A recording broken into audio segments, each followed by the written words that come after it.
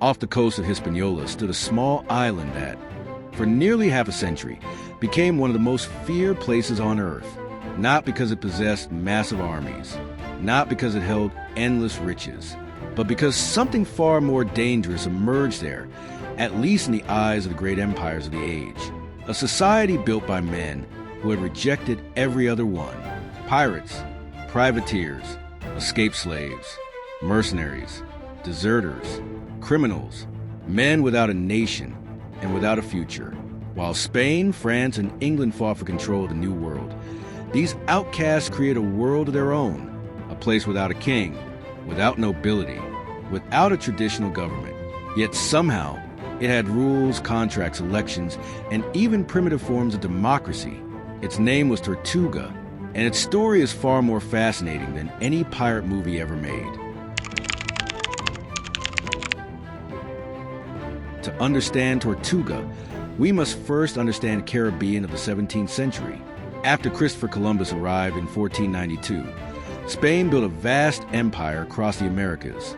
Gold, silver, sugar, tobacco, thousands of ships crossed the Atlantic carrying unimaginable wealth back to Europe. But that prosperity came at a terrible cost. Indigenous populations were devastated. Millions of Africans were enslaved. Entire colonies became extraction machines designed to feed the empire. Spain controlled nearly the entire Caribbean, at least on paper, because other European powers watched with growing envy. France, England, the Dutch Republic, all wanted to share the treasure. But challenging Spain directly was dangerous, so they found another solution. Men with very little left to lose. Along the coast of Hispaniola, small groups of French hunters began to settle. They survived by hunting wild cattle and pigs left behind by earlier colonists. The meat was preserved using an indigenous smoking method known as a boucan.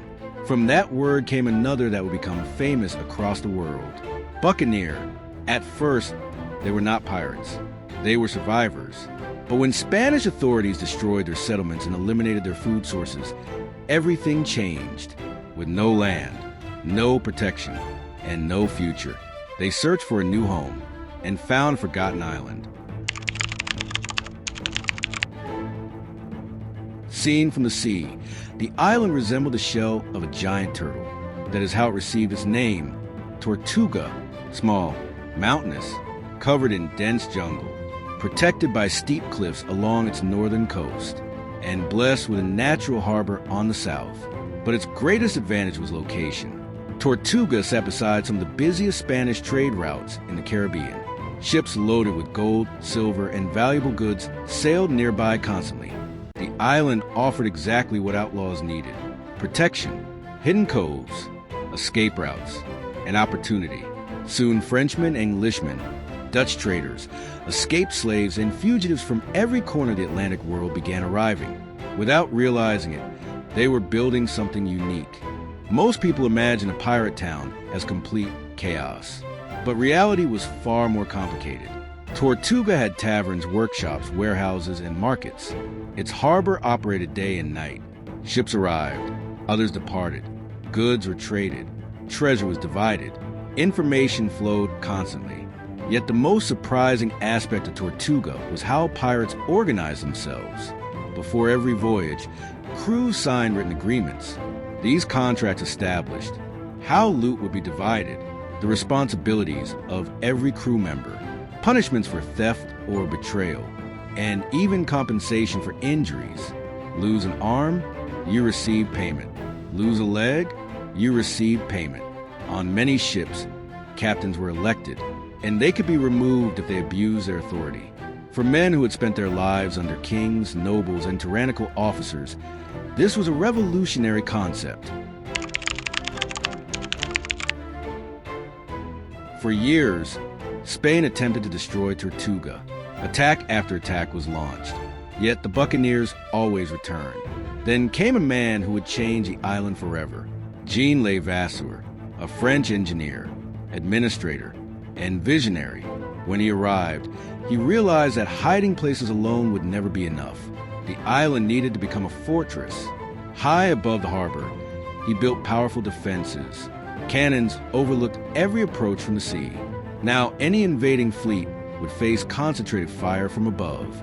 Tortuga was no longer merely a refuge. It had become a military stronghold, and that attracted even more pirates. It was during this period that some of history's most famous pirates passed through the island. Pierre Legrand, the man who famously ordered his own boat scuttled before attacking a Spanish treasure ship, eliminating any possibility of retreat. Francois Ellolanize, so brutal that even other pirates feared his reputation. And Henry Morgan, the Welsh privateer who launched devastating attacks against the Spanish Empire. His most famous achievement came in 1671. Morgan led hundreds of men through jungles and swamps to attack Panama City from land, a strategy considered impossible. Yet it worked. The city fell, and his legend grew across the Caribbean. But there's something deeply fascinating about Tortuga. It was both progressive and brutal, innovative and violent. Within pirate crews, power was often shared, yet slavery still existed. Torture still existed. Massacres still occurred. The same men who demanded freedom for themselves often denied it to others.